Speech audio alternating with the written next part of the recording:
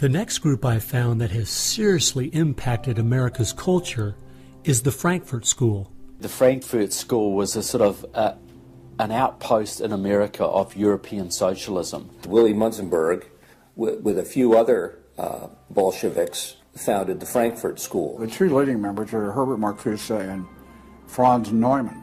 Franz Neumann was, in fact, a Soviet agent. Their entire purpose was to stand the entire educational system of the West, and the United States in particular, on its head.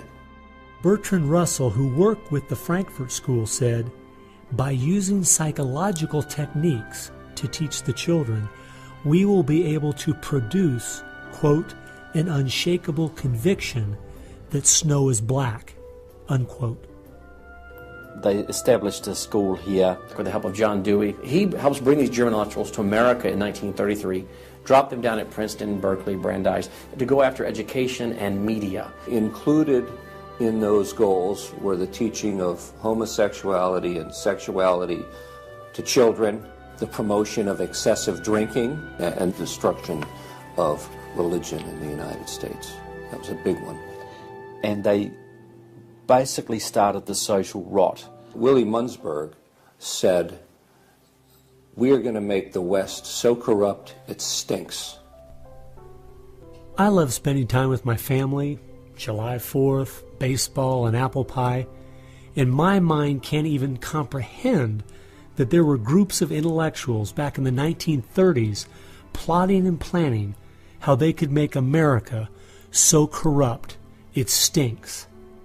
There are certain lines and certain limits, and the left has always pushed it as hard as they can, as far as they can, and will protect any pornographer, any deviant, any negative cultural form they can find, basically to degrade the culture. And that goes right along with the feminism of today, which was part of the Frankfurt School's desire to destroy a patriarchal society for a matriarchal society. In other words, remove the father as the loving provider, discipliner, discipler, leader of his home, where you instill virtues and integrity and modesty. That's been broken down on purpose because they knew if they could destroy the family, they could destroy a nation. And instead of having a father who leads and disciples and protects the home and provides for the family, the government steps in as a nanny state.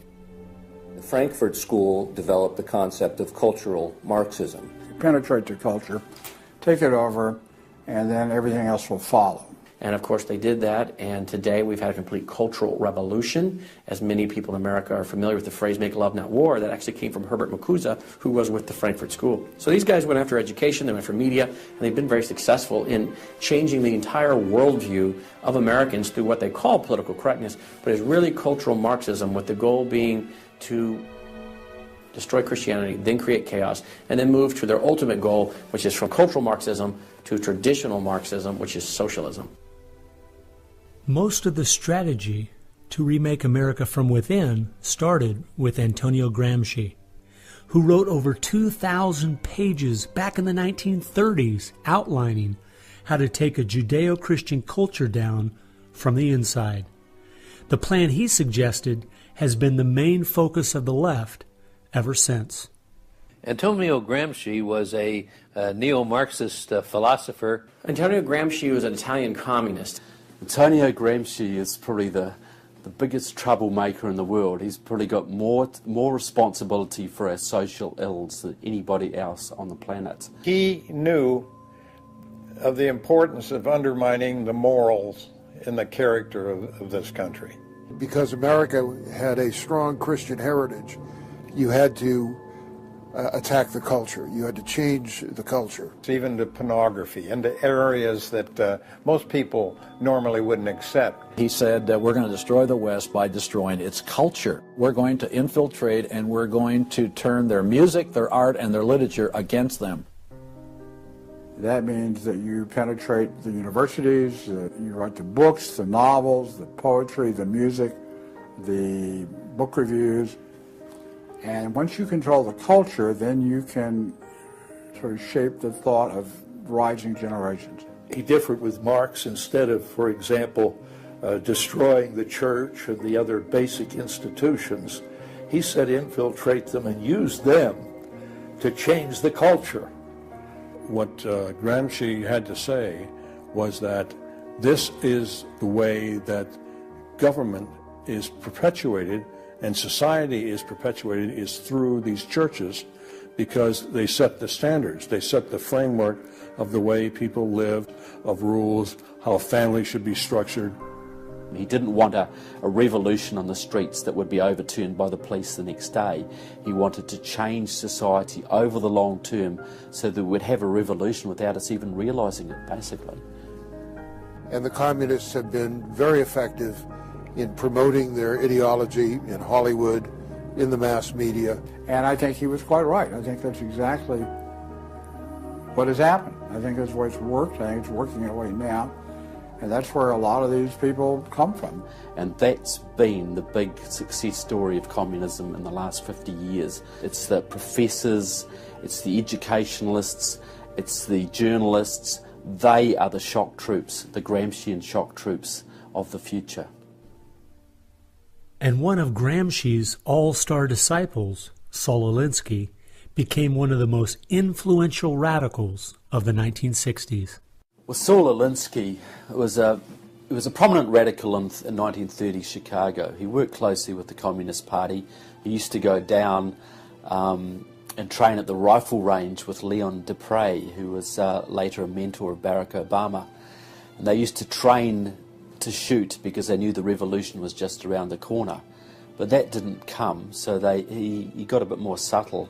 Well, Saul Alinsky called for a community organizer to stir things up, to create agitation. In fact, he said, you'll be accused of being an agitator, and that's exactly what you are. He wanted the haves and have-nots fighting with each other.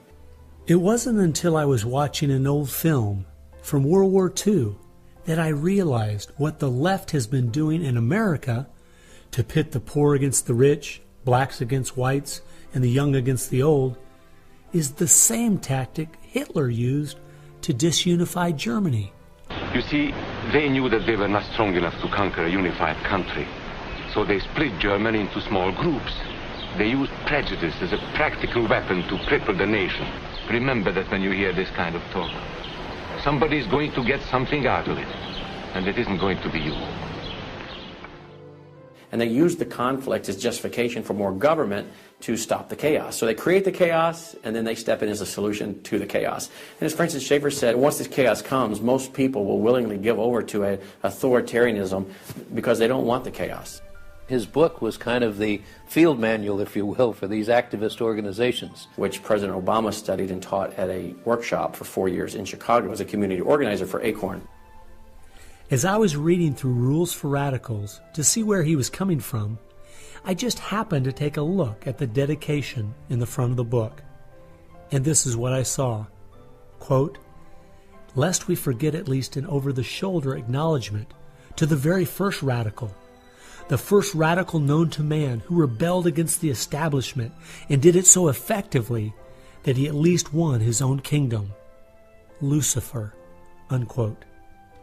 Saul Alinsky from Antonio Gramsci has had an incredible amount of influence on our president and on our society, and he dedicates his book openly to Lucifer, Satan. I think that says more about where their ideas and plans are based than anything else. You asked what Saul Alinsky's impact is on the leftist movement today, and it basically defines it. It defines it. Saul Alinsky took the best of Gramsci and the best of the Fabian socialist ideas, combined, repackaged, and sold them to the 60s radicals. After studying Alinsky, Richard Cloward and his wife, Frances Fox Piven, came up with what is today known as the Cloward-Piven strategy. Now, their idea was basically that to destroy society or destroy capitalism per se, they needed to overload the system. The idea was to get everybody you possibly could on welfare, to get everybody you possibly could basically milking the system in some way or another.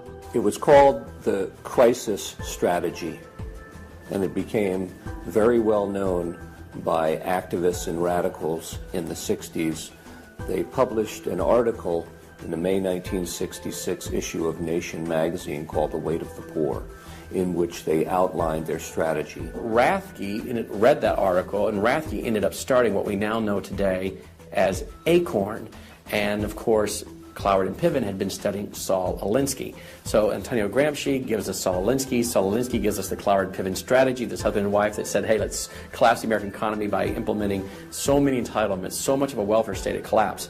Rathke studied the Cloward-Piven strategy. He starts ACORN. And of course, ACORN gave us Obama. And to show what a small world it is, Wade Rathke, who started ACORN, was the draft resistance organizer for SDS, the group the Fabians started.